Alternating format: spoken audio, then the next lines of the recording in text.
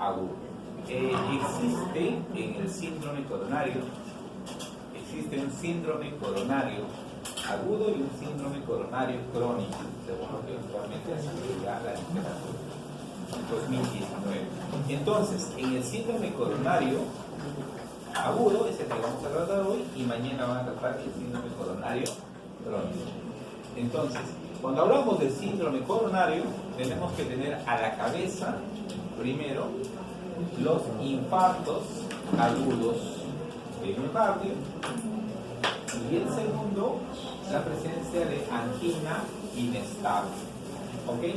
Entonces, si nos enfrentamos a un síndrome coronario agudo, tenemos que plantear qué tipo de síndrome coronario agudo es tipo infarto, si es un ST elevado o es un ST no elevado.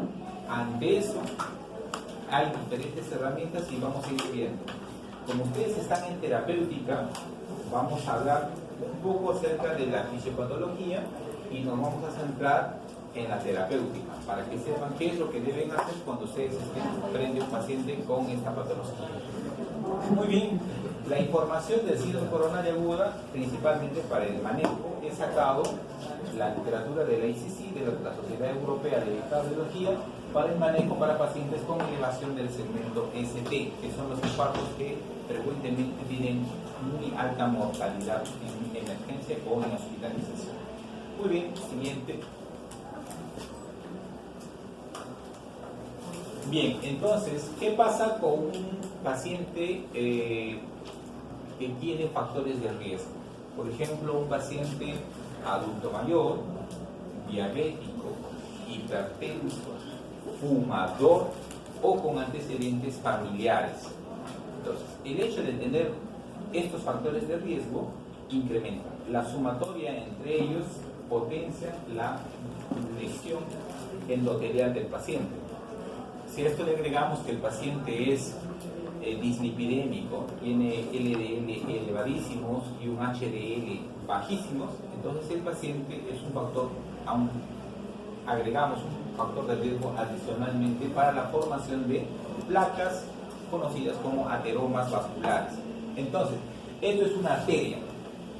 En esta arteria, como van viendo, las grasas o las porciones de las grasas que van bajando van a ir depositándose debajo del tejido endotelial y van a formar un tejido o una placa ateromatosa.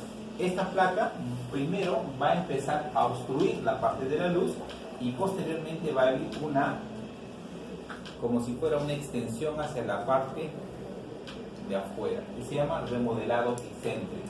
Por eso se ve así como un ensanchamiento del vaso. Entonces hay un remodelado excéntrico con una obstrucción interna. Este remodelado está asociado a factores, por ejemplo, humorales, está asociado a la gran cantidad de macrófagos que se puedan depositar en esto y a la formación de las células espumosas que se ubican a nivel de este núcleo de ateroma. Y finalmente, con el tiempo, si es que no hay daño periférico o los tejidos del endotelio son suficientemente gruesos, no va a pasar nada y esto se va a calcificar. Por lo tanto, calcificado tiene menos riesgos de ruptura. Pero si son placas que no están calcificadas y tienen una pared bien delgada, estas placas van a ser fácilmente frágiles, fácilmente que se puedan romper, y al romperse van a tener el riesgo de hacer un evento coronario agudo. Les explico esto, ¿por qué? Porque tenemos una gran cantidad de pacientes que les van a hacer, por ejemplo, ustedes que están muy ahora en la etapa del boom de las tomografías, le hacen una tomografía de tórax y por ahí miran y van a ver una placa cálcica en el corazón, en las arterias. Dice, doctor, este paciente tiene calcio en las arterias del corazón, entonces probablemente sea riesgo de infarto. Podría ser, pero ya les expliqué que las placas calcificadas son las que menos se rompen. Las que más se van a romper son las placas que no están calcificadas. Muy bien, ¿qué pasa? Esta luz se va a empezar a obstruir, y al obstruir el paciente va a empezar a hacer disminución de flujo coronario, y al disminuir el flujo coronario, ¿qué va a generar en el paciente? angina, dolor de pecho. ¿A qué le llamamos angina? Angina estable es cuando el dolor es crónico y es cada cierto periodo de tiempo y que mejora al reposo, ¿ok? Y que tiene periodos de duraciones cortos, menos de 20 minutos. Y angina inestable le llamamos al paciente que tiene dolor torácico brusco, intenso, por una falta de circulación que no tenía antecedentes de eso previamente. Entonces, es una diferencia clínicamente muy práctica porque la mayoría de los casos confunden y si no han hecho una buena historia clínica pueden tomar malas decisiones porque las indicaciones para la terapéutica varían de diagnóstico. Un ejemplo, varón de 60 años, diabético, hipertenso, fumador crónico, que sufre de dolores de pecho intermitentes, de 3/10 de dolor e intensidad, toma medicación, que le han hecho cateterismo, le han dicho que no es revascularizable, sus arterias están lesionadas, pero no para el grado de ponerle un stent, y llega a emergencia nuevamente por un dolor de pecho. Entonces, mi primer diagnóstico, que es un dolor de pecho, tendría a ser un síndrome coronario agudo. Y en el síndrome coronario agudo, mi primer diagnóstico que vendría a estar sería la angina estable o inestable. Si el paciente tenía dolores crónicos y recurrentes, estable, entonces probablemente el paciente sea una angina estable y que por ahí le dio el dolor y por eso es que llegó a la emergencia. Y le preguntas, ¿te duele ahora? Uy, doctor, desde que me he tirado y esto mejor. Pasa a ser una angina estable. Ahora, si el dolor ha sido brusco, no tenía nada, estaba ahí tranquilo, y el dolor es intenso y no le para el dolor, es inestable. Y suele ir los inestables con mejoras con nitratos sublinguales o endovenosos, el famoso isosol. Ahora, esta obstrucción no solamente es en el corazón, también se puede dar en las arterias del cuello, carótida, en las arterias del miembro inferior, ateromatosis arterial periférica o en los vasos cerebrales. Sí puede predisponer. Un paciente que ya hace un infarto, que tiene obstrucción de las arterias, no me parecería raro que también pueda tener enfermedad arterial periférica o que pudiese tener enfermedad neurovascular y que lo predispondría a hacer un ACV isquémico. Siguiente. Entonces, según avanza la enfermedad, se van formando placas ateromatosas sin síntomas y posiblemente pasan a ser placas ateromatosas estables, o sea, duras, que pueden generar angina estable. Ahora, existe una probabilidad que el paciente tenga una pequeña lesión de placa. Aquí, pequeña lesión, empieza a meterse algunas plaquetas por aquí, pero el flujo sanguíneo sigue normal. Por eso que el dolor fue intenso y prolongado. Entonces, el diagnóstico de síndrome coronario o SIG-ACT, síndrome coronario agudo, tienes que valorarlo con los siguientes parámetros. Paciente que llega a emergencia con dolor de pecho asociado a signos neurovegetativos, náusea, vómitos, eructos y presentaciones y características clínicas del dolor, irradiación al cuello, irradiación al brazo, y tercero, como ya tienes clínica muy sugerente de una enfermedad coronaria, tienes que tomarle el electrocardiograma. Le tomas un EKG al paciente y si el EKG tienes dos posibilidades, que te salga un EKG elevado, el ST, o un EKG infradesnivelado, el ST. Si es ST elevado, sería un SICA ST elevado. Y si sale negativo o para abajo, sería un SICA ST no elevado. Y si no tiene ni para arriba ni para abajo, está normal, lo más probable es que sea una angina inestable. ¿Ok? Ahora, doctor, ¿cómo puedo saber si el paciente es una angina inestable versus un infarto del miocardio? Ya que el infarto del miocardio, ST no elevado. Puede ser que el ST no elevado estaba muy bajo y después hasta llegar ya se normalizó. Esperamos que salgan las troponinas. Si la troponina en sangre, que es el marcador de daño miocárdico, sale elevado, eso se llama infarto. Si la troponina sale negativo, eso se llama angina. Entonces, si sale positivo, sería infarto ST elevado, infarto ST no elevado. Y si sale negativo, sin ST, pasaría a ser angina inestable, dependiendo de las características del dolor. ¿Ok? Sencillo. Ahora, siguiente.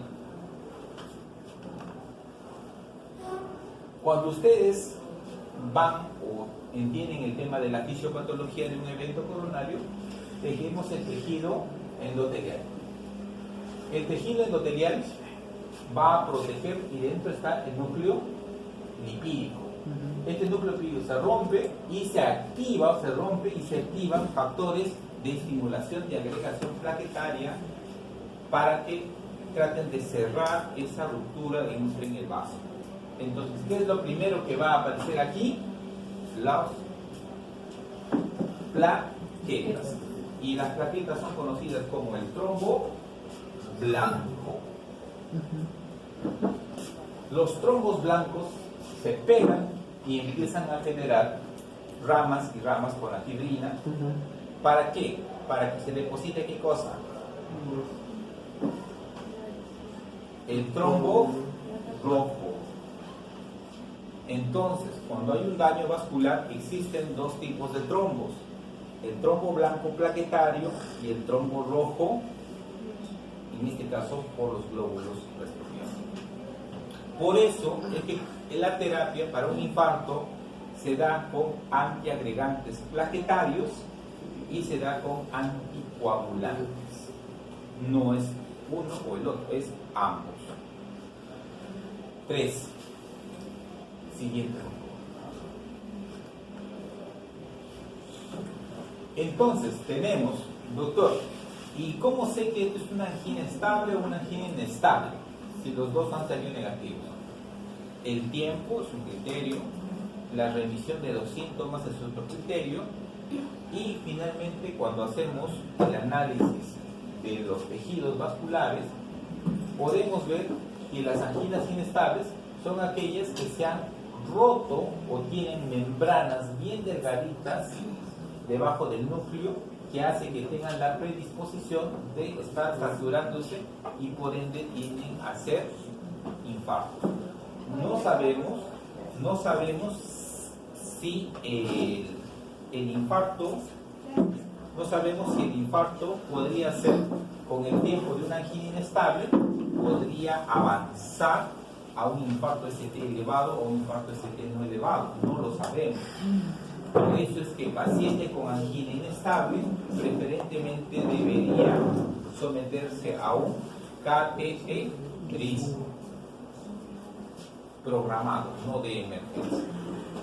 Y las anginas estables, si se dan cuenta acá, los fibroblastos son mucho más anchos, por eso es que las anginas estables no suelen romperse el tejido y generar la agregación plaquetaria que normalmente se presenta en el sitio. Siguiente. Entonces, definición del síndrome como tal es dolor torácico isquémico en reposo y a mínimos esfuerzos, y que se pueden presentar también asociados a emociones o a alta carga de estrés, y se deben presentar con varios o más episodios si es una angina estable, y si solamente inestable de forma brusca. Evidencias ¿de qué? De isquemia. Debemos buscar si hay isquemia. ¿Cómo veo isquemia? Con el electro. Buscar si hay supra o hay infradesnivel. Debo valorar troponinas y CPK-MB. Depende de dónde trabajan, si van a encontrar troponinas o CPK-MB, quizás tengan las dos. Sería recomendable solicitar las dos. CPK, es que existen dos, es el CK y el CPK-MB. El CK es la porción grande de esta estructura de daño muscular, que mayormente es muscular, y el CPK-MB es de daño propiamente miocardio. Por eso que nosotros pedimos CPK-MB. Y troponinas, pueden tener troponinas I o troponinas T. Entonces, mayormente la troponina I es muy sensible, pero la troponina T es muy específica. Entonces, ante eso, la especificidad a nosotros nos da más utilidad, por eso pedimos troponina T. Evidencia de enfermedad coronaria a través de cateterismo o perfusión miocárdica. Obviamente, si ya el paciente estuvo con dolor, mejor lo mandamos a cateterismo programado y vemos si tiene obstrucción o no. Y si es así, catalogamos al evento como un cuadro isquémico agudo o crónico. Siguiente. Entonces, vamos a resumir esto. El paciente viene, o lo llamamos, a ver, un joven de 23 años, ¿ya? Joven de 23, que más o menos después de esto, ¿sí? Joven de 23, le gustaba hacer deporte interdiario. Hacía interdiario, jugaba su pelota, y requería que siempre que jugaba le dolía, le ardía el pecho, pero de pronto, cuando hacía más ejercicio, le desaparecía el dolor. Bien. Otros antecedentes negativos. Aparentemente no tenía nada, pero tenía un vicio. Le gustaba la cocaína. ¿Ok? La cocaína está demostrado que genera daño vascular coronario y puede precipitar formación de obstrucciones de las arterias. Entonces, el paciente, el joven, bruscamente hace un dolor de pecho intenso tras un esfuerzo máximo, lo que estaríamos presumiendo que se ha roto la placa y está obstruyéndose el vaso. Entonces llaman a la emergencia debe llegar ideal, la literatura, según nos refiere, debe llegar ideal en menos de 10 minutos. ¿Suele pasar eso? No. Llegan casi media o 2 horas y si utilizamos lo considera correspondiente y si estoy seguro, mejor llevarlo. Entonces, yo les sugiero que si tiene un paciente así, es mejor llevarlo uno mismo rápidamente al hospital, ¿ya? No a la post, no al centro de salud, siempre a un hospital con dolor torácico intenso. Muy bien. ¿Qué más? Llega al hospital, la primera impresión que tengo que hacer es descartar si tiene un síndrome coronario agudo. Entonces, para descartar si es ST elevado o ST no elevado, ¿qué cosa le tomo? Un EKG. Si le tomo el EKG y me sale un ST no elevado, tengo que darle su tratamiento antiisquémico, anticoagulante y estratificar al paciente en el grado de riesgo. El grado de riesgo para el ST no elevado es el score de Grace, GRACE, así se escribe, Grace. Cuando sean internos les van a decir infarto de ST no elevado, ¿qué score de Grace tenía? Entonces ustedes van a agarrar su celular y ahí encuentran las puntuaciones, van marcando y les va a salir edad, creatinina, si tiene diabetes, no tiene, y ahí les sale un puntaje para decir el porcentaje numérico que tiene. Si el Grace es muy alto, tiene indicación de hacer el cateterismo ya. Si el Grace es bajo, tiene indicación de tratamiento médico y de valorar si valdría la pena hacer un cateterismo dependiendo de los otros exámenes cardiológicos que se hacen, como la ecografía y la prueba de esfuerzo. Entonces, ese no mata. O si mata, mata pero alejado. Entonces, no en su todo.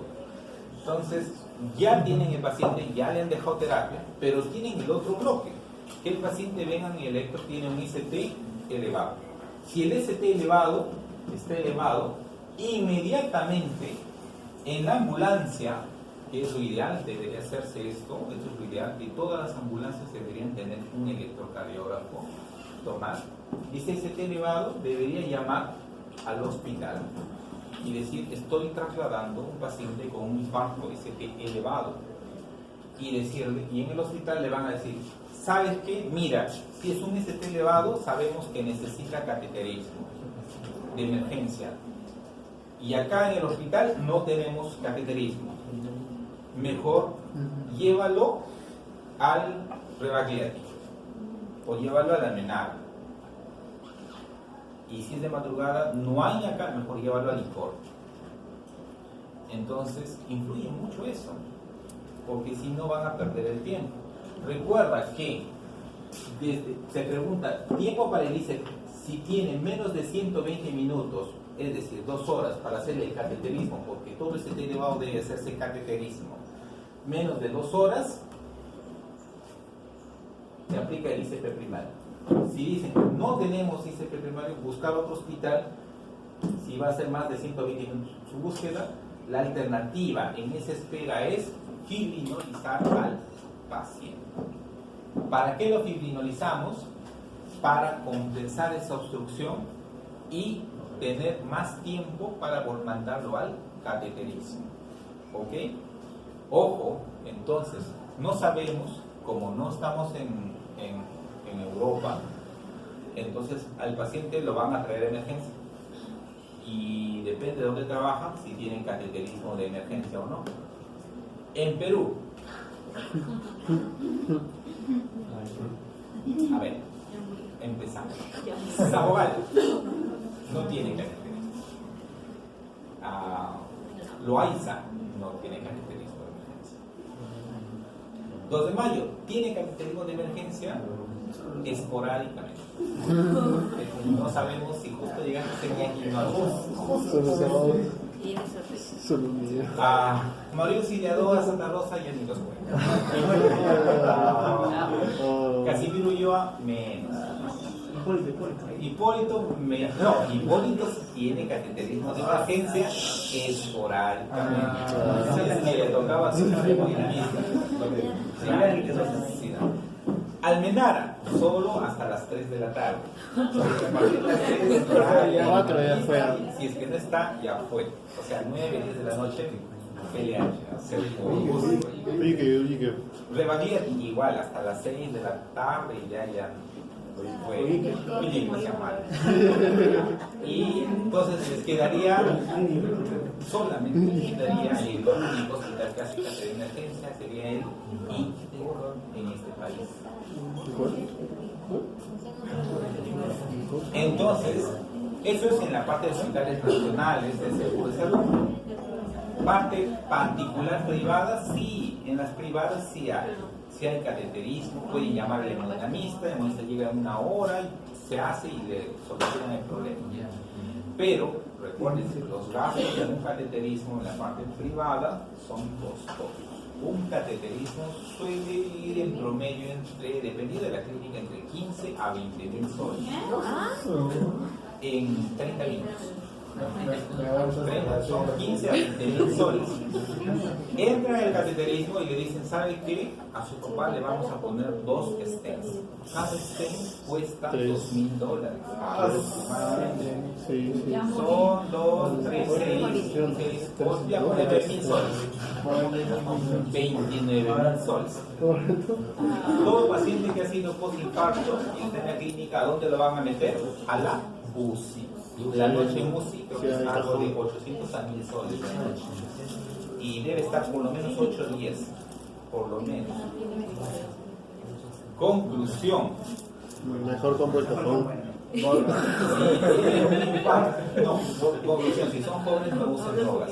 Número 1, ya evitar esas cosas. Número 2, si son y tienen factores de riesgo, no engorden, traten de comer sano, hagan deporte, no sean sedentarios.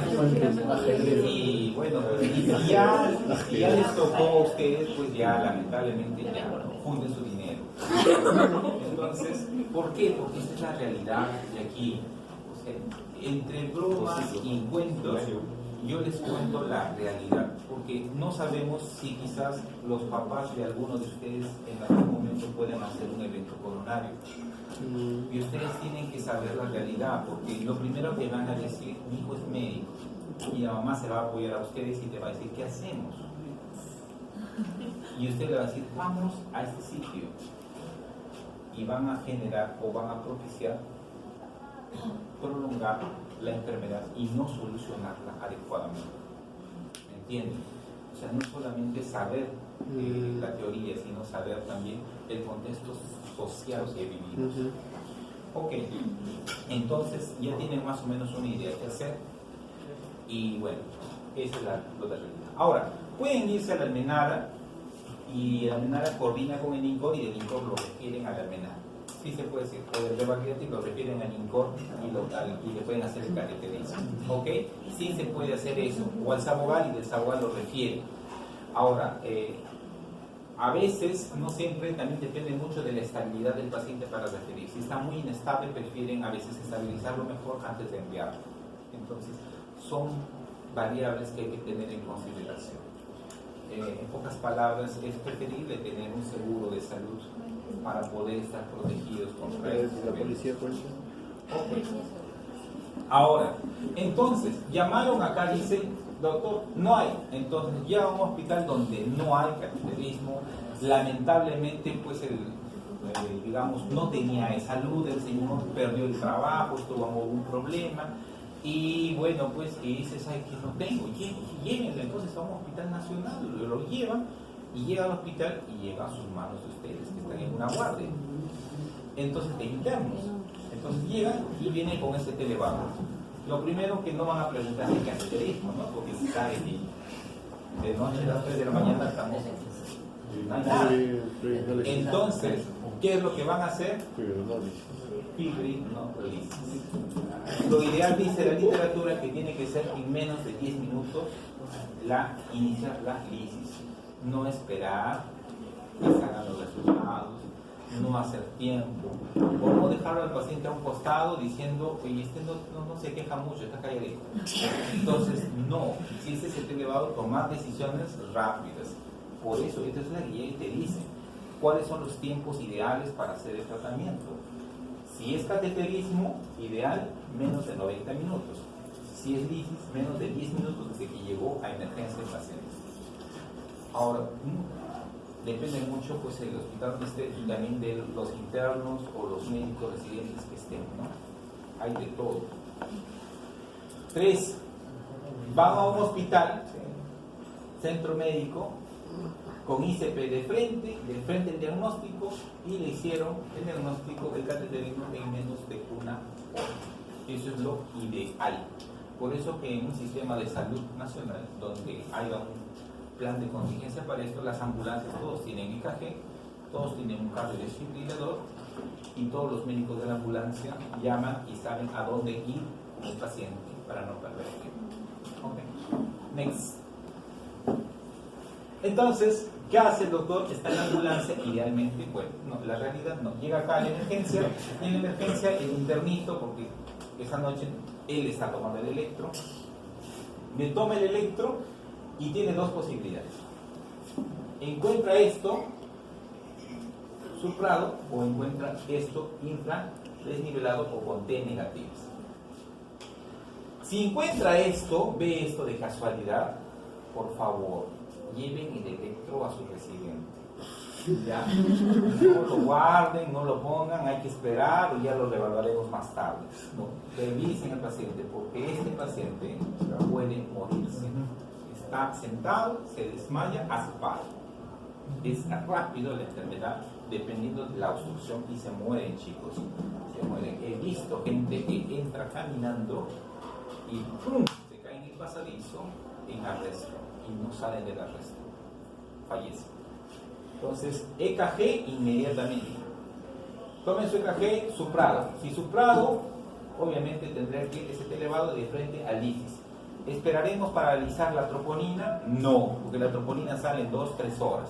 Así que solo la troponina me confirmaría el diagnóstico que ya hice, obviamente. Si me sale infradesnivelado, sería un paciente con ST no elevado. Entonces, en ese tema, igual le doy terapia antiagregante y anticoagulante y esperaría las troponinas para confirmar mi diagnóstico ya de infarto de miocardio ST no elevado. y dependiendo del score de Grace lo mandaría luego a un cateterismo cardíaco. Si salió la troponina negativa, angina inestable. Si salió la troponina positiva, infarto de miocardio, ST no elevado, y se acabó.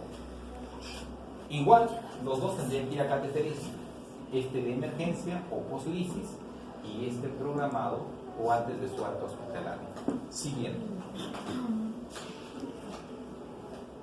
Entonces, bajamos acá. Acá lo más importante de este cuadro es, no teníamos cateterismo, entonces se optó por la fibrinolisis. Le pasan la sustancia fibrinolítica, el bolo, y después del bolo tienes que valorar dos criterios: si se reperfundó la arteria o no se reperfundió la arteria, si la arteria se abrió o no se abrió ese coágulo. Si no se abrió el coágulo, el ST sigue elevado. Si se abrió el coágulo, el ST se infradecibela más del 50%, cae, y el dolor cae, se siente mejor. Si no baja, se cataloga como una fibrinolisis frustra, fallida. Necesita cateterismo de rescate, ya, si no se está moviendo el tejido. Ahora, si es el otro lado, se dice hoy sería fibrinolisis exitosa, y si es exitosa, el paciente tendría que ir a cateterismo, pero ya en un plazo de 2 a 24 horas acabada la fibrinolisis. ¿Ok? Por si acaso, porque la mayoría de médicos que he visto le dicen, ya te hicimos la fibrinolisis, pasas a piso, pasas a medicina y después ya alta, el control ambulatorio. Se olvidan que existe esto. Y al final este paciente termina yéndose a casa y regresando en un mes hasta que consiga su cita con otro infarto. ¿Ok? Por favor. Siguiente. Entonces, lo primero que ya estamos, entonces vamos a generar el tratamiento. ¿Qué es lo que debo hacer el paciente si viene con un dolor torácico? Reposo. Lo repuesto y ponerle oxígeno solo si es que lo necesita. El oxígeno es si satura menos del 90% y no debe pasarme del 95%. No es llevarlo al 100%. ¿Ok? Ideal 90 y tantos, 94, 95%. Y tomarle EKGs. Doctor, el primer EKG está normal, pero le sigue doliendo. Sí, tómale otro EKG. Vamos a comparar. Porque muchas veces el EKG al inicio sale normal y en el transcurso del dolor empieza a cambiar el EKG. Y es un infarto y se les pasa en su cara.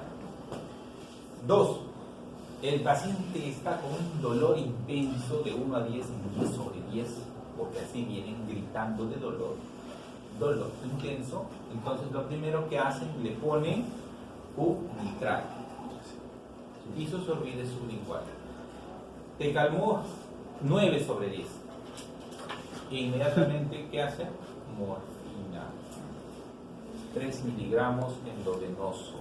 Morfina. Y después, morfina más dimitrinato porque genera náuseas. Le pasas morfina, ¿cómo está el dolor? Ha bajado a 5. ¿Tolerable? Ya, más tolerable. Pero hay pacientes que le pasas morfina y no baja el dolor. 3 sigue. 3 más, sigue el dolor intenso. Entonces a este paciente con ese dolor la presión arterial se sube y la presión está ya en 180, 190 por el dolor mismo. Con esa presión de 180 no puedes fibrinolizar si no tienes el riesgo de que haga un ACP hemorrágico. Entonces tiene que bajarle la presión. Y no es hipertensa la paciente, sino que la presión se le ha subido por el dolor. Entonces, ¿qué haríamos? Sedación al paciente con protección de vía aérea. Tubo y sedación. Sedados, desconectados del entorno, la presión se normaliza y proceden a la fibrinolisis respectiva. ¿Me entienden? 3. Acá dice, puedes utilizar propanolol 3 veces al día, aspirina, solo en pacientes que tienen angina estable o angina inestable donde no haya una repercusión mayor. Entonces, no es la primera indicación para un ST elevado ni un ST no elevado. ¿Ok? Son los nitratos y morfina para el dolor. Siguiente. Muy bien, manejo de la emergencia, Zika confirmado. Entonces yo debo dar, si es Zika confirmado, ya clínica, dolor, EKG, yo inmediatamente inicio mi terapia con mis medidas de anticoagulación. ¿Cuál es la anticoagulación de emergencia? Heparina es una alternativa. Enoxaparina es la mejor alternativa. La guía actual dice que debemos usar enoxaparina y si el paciente tiene problemas renales que no estén diálisis, la heparina sería una alternativa ideal.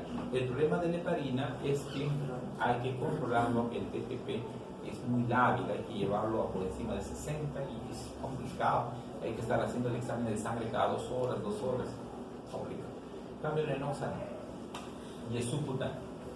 ¿Cuánto es la dosis de enoxa? 1 miligramo por kilogramo de peso cada 12 horas. Muy bien, el estándar. Entonces le damos enoxaparina, pero como es el paciente ST elevado, antes de ponerle la dosis de 60 o la dosis de 1 miligramo por kilo, debería pasarle una dosis endovenosa. 30 miligramos endovenoso del paciente y posteriormente a las 2 horas iniciarle su primera dosis de enoxa subcutánea. Eso hace que ese coágulo en la sangre se disuelva, rompa. Muy bien. Asociado a la enoxaparina, ¿qué más le vamos a dar para el trombo blanco?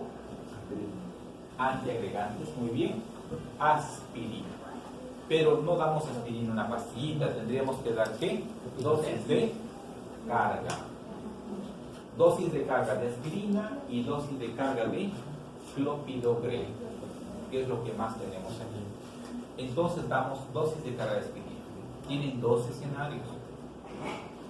Si el paciente va a cateterismo, serían 300 de aspirina más 600 de clopidogrel. La aspirina viene de 100 y la tableta de clopidogrel viene de 75. Entonces, son 3 aspirinas y más o menos clopidogrel serían 150, 1, 4, 8 pastillas. Pero si va a cateterismo, pero si no va a cateterismo y van a diálisis, serían 300 de aspirina con 300 de clopidogrel. Por si acaso. Bueno, en Perú, como no va a tener cateterismo, así que están 300, 300 ya se olvidan el tema. Y dan su antiagregación y ya está antiagregado, ya le anticoagularon y ahora sí plantean, lo refiero a cateterismo o lo fibrinolizo en mi hospital. Siguiente. Entonces, esto es lo que me dice la tabla de farmacología para pacientes con infarto ST elevado. Dice, los vasos del tratamiento fibrinolítico. Tenemos estreptoquinasa, alteplase, reteplase y tenecteplase. Yo he fibrinolizado con tenecto, he fibrinolizado con reteplase, he fibrinolizado con alteplase, pero jamás con estreptoquinasa. ¿Por qué? Porque el estreptoquinasa era el fibrinolítico antiguo, más frecuente, pero con el tiempo que han aparecido estos, los ha ido sacando porque tenían más seguridad estos últimos. Ahora, de estos, el que más eficacia ha tenido en la actualidad para los pacientes ha sido con el alteplase. Entonces, sugiero que lo fibrinolizan con alteplase. No les digo que es peor con el tenecteplase, pero nos ha traído muy buenos resultados en esta experiencia. Entonces, lo vamos a fibrinolizar con el alteplase. El alteplase, por si acaso, son 2 frasquitos de 50 miligramos.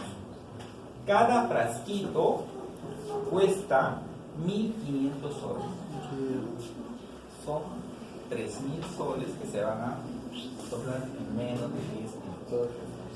3.000 soles. Entonces, para que sepan. Entonces, ¿qué hago con el alteplase? Dice, pasar en bolo 15 miligramos. Después 0,5 miligramos durante 60 minutos.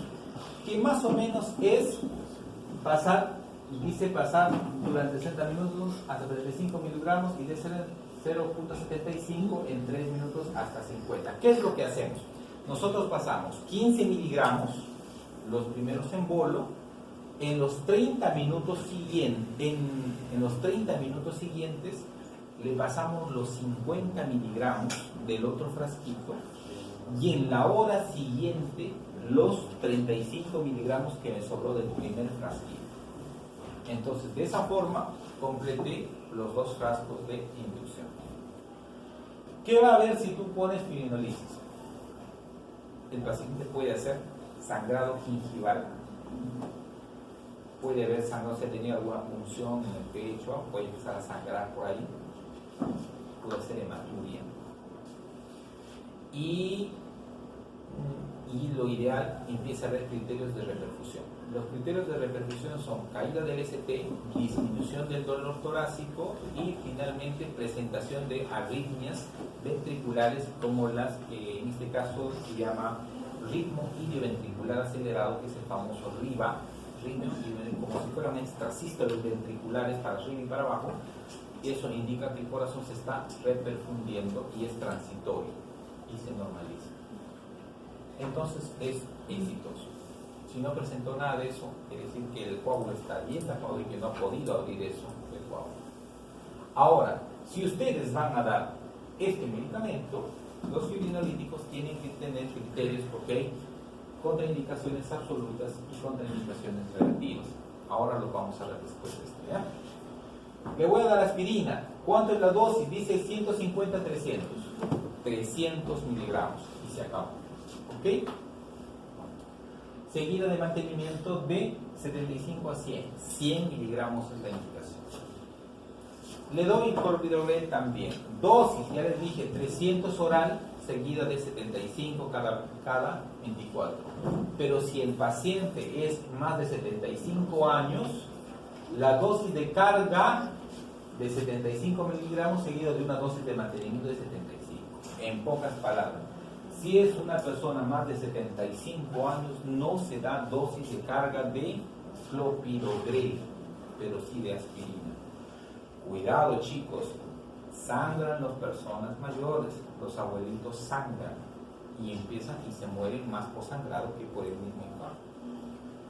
Entonces, mayores de 75 no se da dosis de carga de clopidogrel. Pregunta de Vietnam del año pasado, durante el año pasado. Bien, ya, trombo blanco. ¿Qué le di en enoxa?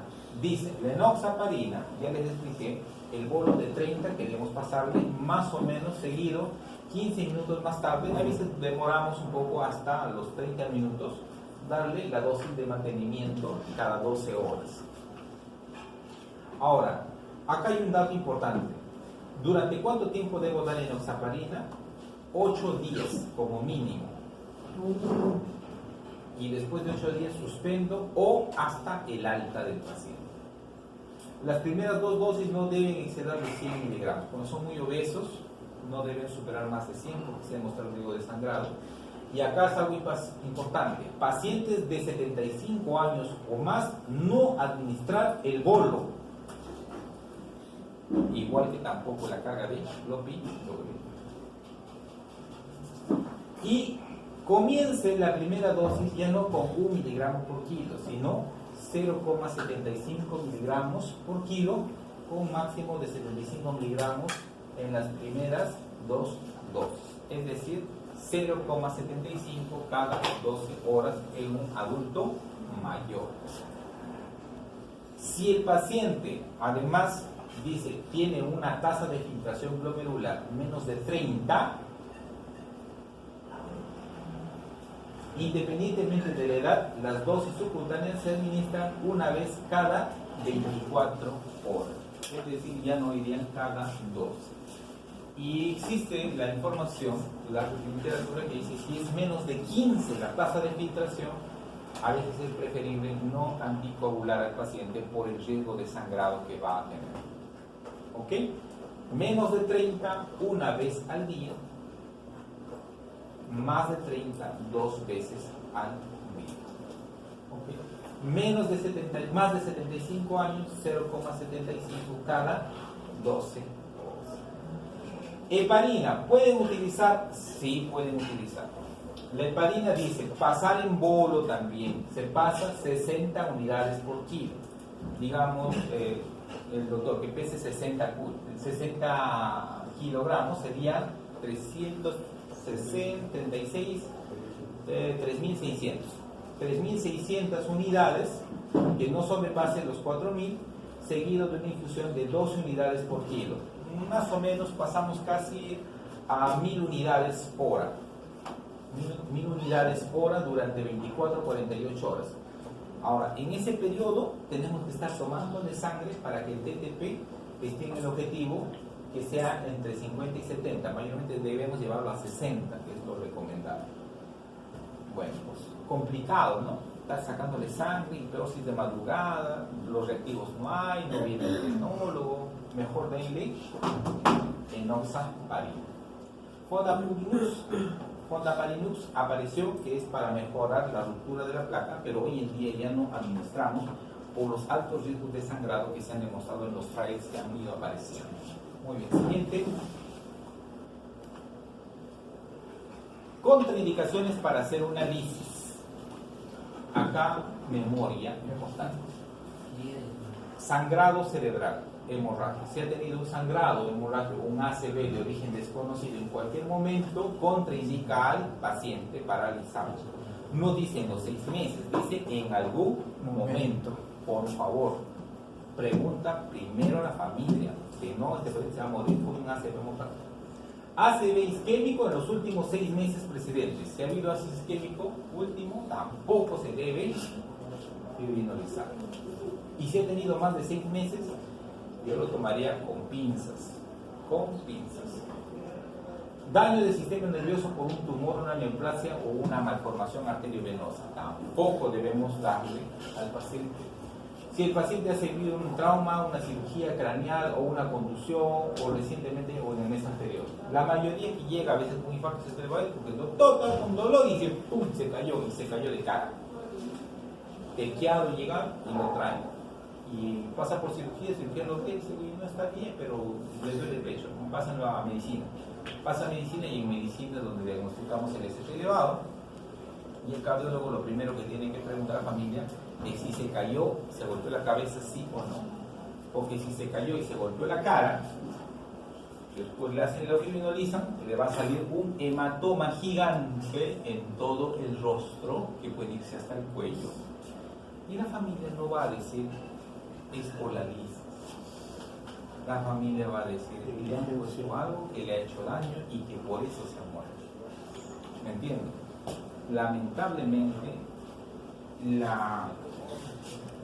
las personas que llevan a un familiar de emergencia buscan culpar a alguien, buscan siempre, y no a veces no entienden que pueden haber efectos secundarios. Entonces ustedes tienen que estar siempre precavidos para evitar estas circunstancias. Y si ha tenido una caída, informar a la familia que podría haber un efecto adverso como ese.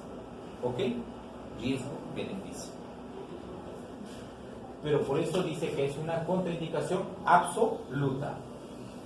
Hemorragias gastrointestinales en el último mes. Ha sangrado. HDA, HDB. Trastorno hemorrágico conocido, excluida la menstruación. La menstruación no tiene nada que ver acá. Un sangrado por cualquier parte, mejor descartamos. Disección aórtica, jamás, es lo obvio.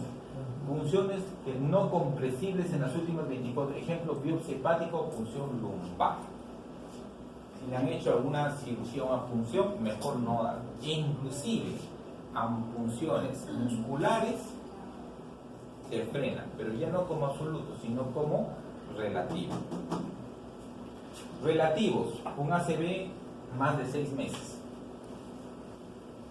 Relativo. Tratamiento que esté tomando warfarina y llegó con infarto. Relativo. Gestación en la primera semana de parto. Llega la gestante con un infarto. Y también es un riesgo relativo. Principalmente en el primer trimestre pero después del segundo sí hemos criminalizado sin complicaciones. Hipertensos más de 180 por los riesgos hemorrágicos. Enfermedad hepática, cirrosis, no debemos dejarlo, o el riesgo de sangrado es alto. Infecciones endocardíticas, viene con fiebre desconocida, mejor no fibrilación. Úlceras activas, y si al paciente le han hecho RCP y el paciente no sabemos si le hemos roto una costilla, si le hemos hecho un hematoma, sino después va a hacer un derrame pleural, un sangrado pleural. ¿Okay? Entonces, lo absoluto es no darlo, y lo relativo es valorar riesgo-beneficio. Si es un abuelito de 70 años o 65 años, persona mayor, y sé que no tengo cateterismo y tiene una de estas cosas, preferiría mandar o conversar para que le hagan un cateterismo. Pero si es un paciente que sé que es recuperable, 55 años, activo, y el paciente tuvo su evento y lamentablemente pues tuvo uno de estos eventos, un ACV isquémico, pero sé que le voy a tratar de salvar la vida al paciente porque no va a tener cateterismo, puedo utilizar, hacer la diálisis. Acá influye la decisión clínica del médico. Hay que hablar siempre con la familia si también están dispuestos a someter al riesgo del procedimiento. Quizás en algún momento ustedes tengan que tomar esa decisión, y no siempre como médicos, también puede ser que tengan que tomarlo como familiares de un paciente. Ok, siguiente. Muy bien, acá dice fármacos antitrombóticos para pacientes con enfermedad renal. Para pacientes renales doy la aspirina, no se ajusta, doy el clopidogrel, no se ajusta. Prasugrel también es un antiagregante, no se ajusta, no lo damos en el Perú. Ticagrelol sí damos, pero no se ajusta, pero lo más frecuente es Asti y Clopi. Lenoxaparina sí hay que ajustar a la depuración de creatinina, como ya lo hemos visto. ¿Ok? 1 miligramo cada 2 veces al día, normalmente es la dosis plena. Y 0,75 2 veces al día para pacientes de 75 años o más, como ya hemos visto. Y debe ser un miligramo por kilo una vez al día si está entre 15 y 30 de depuración. Y si está menos de 15, no está recomendado, lo que les dije.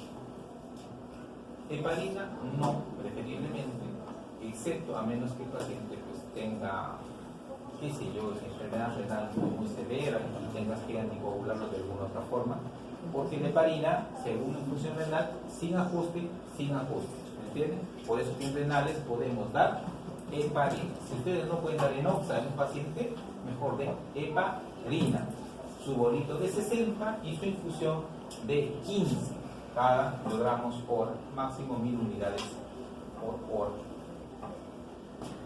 Bueno, en la ICP, cuando entra a cateterismo, también le mandamos su medicación de heparina para que se mantenga libre. A veces damos inhibidores de la glucoproteína 2B3A, pero es muy raro. Mayormente ya no se ha estado dando porque se ha visto que muchos de los pacientes sangraban en el post-procedimiento. La fondaparinus y viverictina se suele utilizar en Europa, acá no tenemos. Siguiente. Este es el estudio CURE. El estudio CURE es cuando al inicio, en el 2001, fíjense, no es mucho, todavía no se sabía casi mucho de esta enfermedad, a pesar de que es una enfermedad